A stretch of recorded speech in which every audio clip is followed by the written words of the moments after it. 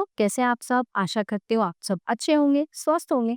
स्वागत है आपका इस कक्षा में। आइए आज हम पढ़ते हैं हिंदी का पाठ 7, शिमला की सैर। प्रिय शिवांगी, आज मैं तुम्हें पत्र द्वारा शिमला की सैर कराने जा रहा। जब तुम और मौसा मौसी हमें दिल्ली स्टेशन से राजधानी एक्सप्रेस में बिठाकर गए तो मैं बहुत उदास हो गया था, लेकिन पापा ने मुझे समझाया कि तुम्हारा साथ आना संभव नहीं। दोपहर बाद हम कालकाची पहुंच गए थे। वहां से हमें दूसरी ट्रेन लेनी थी। कालका से शिमला के बीच छोटी रेलवे लाइन है। यहाँ से हम एक विशेष रेलगाड़ी जिसे टॉय ट्रेन कहते हैं में बैठे। कालका से शिमला के बीच ट्रेन के इस रास्ते में छोटी बड़ी बहुत सारी सुरंगें हैं। पहाड़ी रास्ता होने के कारण ट्रेन की गति भी बहुत धीमी थी। हमने गाड़ी से पहाड़ी ढलानों पर बने सीढ़ीनुमा खेत देखे। वे बहुत ही सुंदर दिखाई देते हैं। इस रास्ते का आनंद लेते और खाते पीते हम शाम के समय शिमला पहुंच गए। शिमला पहुंचते ही हमें काफी ठंडक का एहसास हुआ। यहाँ का मौसम काफी बदला हुआ लगा। इतनी ठंड थी कि हमें अपनी जैकेट और स्वेटर निकालकर पहनने। शिमला में जाकर लग रहा था जैसे कि हम स्वर्ग में पहुंच गए हो। हमने पहले से ही होटल बुक कराया हुआ था, अन्यथा गर्मी के समय में होटलों में कमरा मिलना भी कठिन हो जाता। होटल के कमरे की खिड़की से दूर दूर तक पहाड़ियां ही दिखाई दे रही थी। उन पर बसे घरों और होटलों की जगमगाती बत्तियां देखकर ऐसा लग रहा था जैसे रात का तारों भरा आंचल हो और हम आसमान की सैर कर रहे।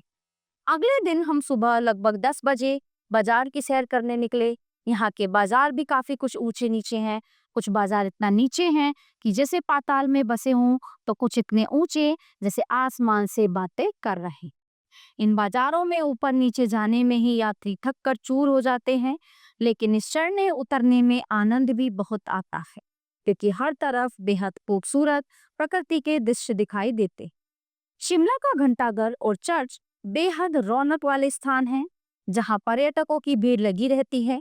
यहाँ लगभग हर एक दिन कोई न कोई मनोरंजक या सांस्कृतिक कार्यक्रम चलता ही रहता है। माल रोड, लक्कड़ बाजार तथा रिज नाम के स्थान शाम के समय पर्यटकों से भरे रहते हैं। माल रोड पर तो इतनी भीड़ होती है कि पैर रखने को भी जगह नहीं मिलती। बड़ी बड़ी दुकानें हैं, लेकिन महंगाई भी खूब है।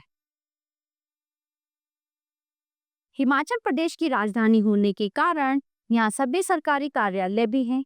यहाँ से कुछ दूर तारा देवी की पहाड़ियों में भारत स्काउट एवं गाइड का कार्यालय। अंग्रेजी शैली में बनी यहाँ की साफ सुथरी और ऊंची इमारतें बरबस ही मन मोह लेती हैं। अगले दिन हम जाकू मंदिर देखने गए। यह एक ऊंची पहाड़ी पर बसा हनुमान जी का मंदिर है। यहाँ स्थित हनुमान जी की विशाल मूर्ति दूर से ही दिखाई देती।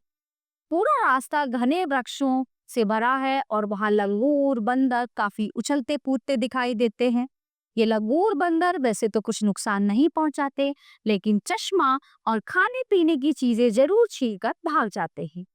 पापा ने स्थानीय गाइड की सलाह पर अपना चश्मा उतारकर जेब में रख लिया था। शिमला से कुछ किलोमीटर आगे कुफरी नामक एक स्थान है। यहाँ तक आने जाने के लिए खच्चर और टट्टू की सवारी ही मिलती है। यह काफी ऊंचा और बेहद ठंडा स्थान है, जो चीड़ और देवदार के जंगलों से घिरा है। यहाँ पर नाग टेम्पल नामक स्थान से दूर दूर तक पहाड़ दिखाई देते हैं।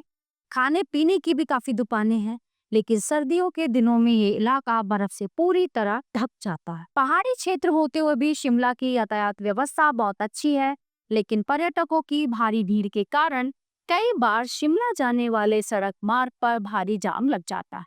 अतः यहाँ ट्रेन से जाना अधिक सुविधाजनक है। पहाड़ी स्थान होने के कारण यहाँ पीने के पानी की भी कई बार कमी हो जाती है। ऐसे में होटल वाले भी आपको 2-3 बाल्टी से अधिक पानी नहीं देती। हालांकि हमारे 3-4 दिन के प्रवास में हमें ऐसी किसी परेशानी का सामना नहीं करना पड़ा। हमने यहाँ के लगभग सभी प्रमुख स्थानों को देखा और खूब आनंद लिया। तुम्हें कुछ फोटो व्हाट्सएप से भेज रहा हूँ। कुछ खास चीजें खरीदी हैं जो तुम्हें जल्दी ही मिलने पर दूंगा। मौसा जी व मौसी जी को मेरा प्रणाम। तुम्हारा भाई दिव्यांश। तो ये थी शिमला की सैर। प्यारे बच्चों, ये पाठ यहीं पे समाप्त होता है। आशा करती हूँ आपको बहुत अच्छे से समझ आया होगा। मिलते हैं अगली कक्षा में। धन्यवाद।